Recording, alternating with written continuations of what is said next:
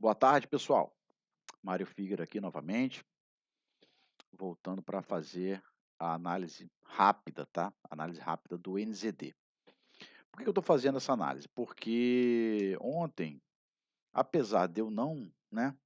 Eu não estava muito confortável, tá? Mas como o pessoal lá do GTA quis, né, entrar no NZD, eu entrei também, tá? Mas é o seguinte, deixa eu falar uma coisa para vocês.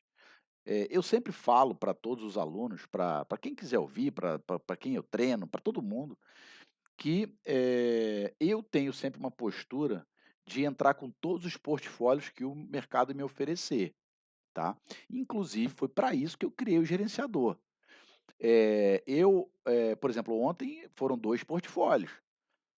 Então, às vezes tem noites que a gente abre 4 portfólios, tá. E aí o que acontece? Normalmente, um dá muito bom, o outro dá bom, e o outro dá razoável e um dá um break even. É raro da gente tomar uma porrada, tá. O que eu quero dizer com isso? Que, não faz sentido nós vermos uma oportunidade e não aproveitar ela, na minha opinião, tá bom. Tem gente que abre só um portfólio por noite, mas nós não. Nós, o do GTA, por exemplo, a gente às vezes cada um entra num ativo, é impressionante.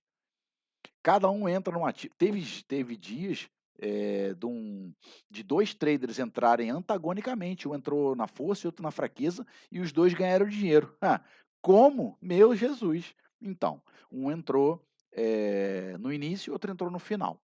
Vou meio que mostrar isso para vocês hoje, mas não foi o caso, mas, acontece. Então é o seguinte, vocês são os traders, então vocês têm autonomia para fazer o que vocês acharem que deve. Depois que vocês entenderem como o CSM funciona e como ler o mercado, ô pessoal, vocês podem entrar no scalp, podem entrar no swing, vocês podem entrar com um, 2, 3 portfólios, vocês podem entrar do jeito que vocês quiserem. Eu e a minha equipe sempre entramos, em todos os portfólios possíveis, tá. É raro, mas é muito raro a gente encerrar um dia negativo. Às vezes a gente erra também, tá. Nós não somos infalíveis, infalível só Deus. Mas, essa composição dos portfólios nos ajuda a ter sucesso. E se eu faço, eu recomendo que vocês façam. Usem o gerenciador, usem o BE. Uma vez que entrou no lucro, bota BE. Qual o problema? Ninguém vai te criticar por você sair no BE. Ninguém vai te criticar por você sair com pouco lucro. Assim, você pode receber até algum tipo de crítica se você analisar errado. Mas se você analisou e entrou, você já é digno de parabéns por conta de que com certeza você está avançando, tá? Então ontem o pessoal cresceu o olho nesse diário aqui, tá? Eu, como eu falei no vídeo da análise do dólar, esse score elefante não significa que vai ser fraqueza, né, que assim, ele tem uma grande indução. O tamanho do score, a potência, ela é muito importante. Porém, eu não entrei lá muito satisfeito, porque nós tínhamos o mensal abaixo do box e o semanal para bastante força, apesar de dentro do box. Então, depois que a gente pesou tudo, né, o mensal, ele teoricamente ele está ali numa zona de reversão, mas, né, não está muito posicionado. O semanal ele tá para força, né, mas ele tá dentro do box, então, querendo ou não, como você já sabe, é uma força talvez um pouco reduzida, né, não é aquela força lá de baixo. Então, eu apostei que esse D1 poderia pagar, tá. E o H4 vinha construído lindamente para força, porém, ele estava acima do box. Aí é que é o ponto. O que que a nossa equipe esperava? Que esse H4 retornasse em V, fazendo jus ao D1. Eu já falo logo que esse portfólio não foi lá grande coisa, tá. A gente saiu positivo, mas saiu com 400 pontos só, tá. É como eu estava te falando, nós não somos infalíveis, mas pelo menos saímos com 400 pontos. Por que nós saímos com 400 pontos? Porque com certeza teve gente que entrou no NZD e tomou 2.000 pontos de prejuízo. Por quê? Porque nós tínhamos o H1 acima do box, né, e na primeira hora, logo na sequência, houve um certo incômodo de entrada de força. Então, como é que a gente vai operar essa fraqueza do diário contra o H4, que já estava me incomodando demais, esse H4, assim, empinado, você há de convir que é força. A gente realmente esperava que ele fosse voltar em V, mas estava difícil. E aí, cara, a gente teve que aguardar. Então, conforme a gente foi aguardando, a gente foi entendendo que realmente não era para entrar naquela fraqueza. Porém, aqui a gente entrou nessa fraqueza, tá? Por volta quase de meia-noite, tá? Então, como eu falei no vídeo do dólar, nós abrimos portfólio a partir das 9, tá? A partir da abertura do mercado. Então, aqui havia sim uma certa, grande talvez possibilidade dele voltar para fazer o seu trajeto normal. Era isso que a gente esperava com a puxada de H4 aqui, ó, tá bom? Para corroborar com esse D1 para fraqueza, tá? O que que salvou a gente aqui de tomar um stop violento? Aguardar a hora certa de entrar. Então, a gente tomou um rebaixamento de linha aqui, não foi lá grande coisa, depois começou a ir a favor, a gente botou BE e saiu com 400 pontos de manhã, cedo.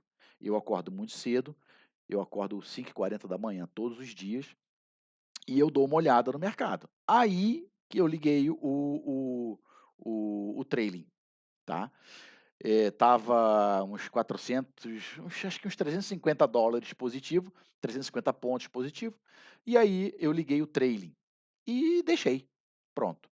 Quando eu voltei já estava encerrado, bonito, tá, fechado, tá. Não foi um portfólio maravilhoso, mas eu estou gravando esse vídeo para vocês terem mais uma informação relevante, que é essa: aguardem as confirmações, principalmente no domingo, tá. Se você aguarda as confirmações, isso te livra de grandes problemas, tá bom.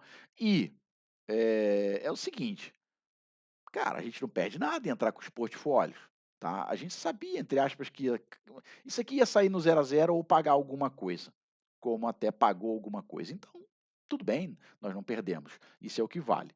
Então, pessoal, eu sugiro que vocês procurem entender o CSM, entender como se comporta o Currency Matter, para vocês entenderem como os ativos vão se comportar, e aí vocês fazem o que vocês querem. Por exemplo, aqui você poderia ter entrado fazendo um scalp nessa pernada, porque foi muito bonito, andou 2.000 pontos aqui.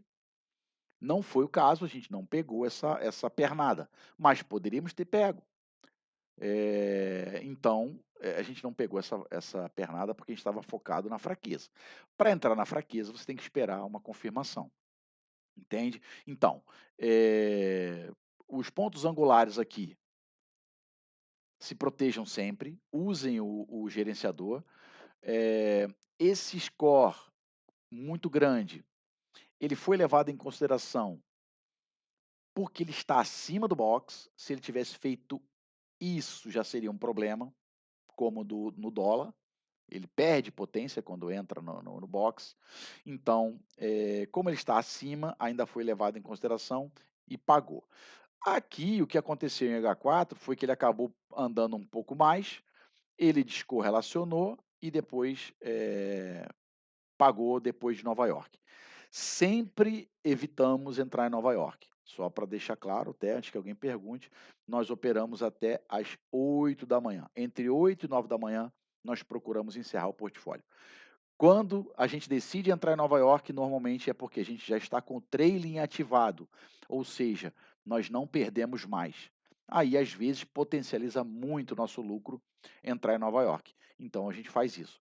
Mas, normalmente, quando a gente está descoberto, a gente não entra em Nova York. tá? Eventualmente encerra no 0 a 0 ou com pequeno prejuízo, não tem problema, porque normalmente os demais portfólios cobrem, tá? Cobrem e cobrem sempre sobrando muito.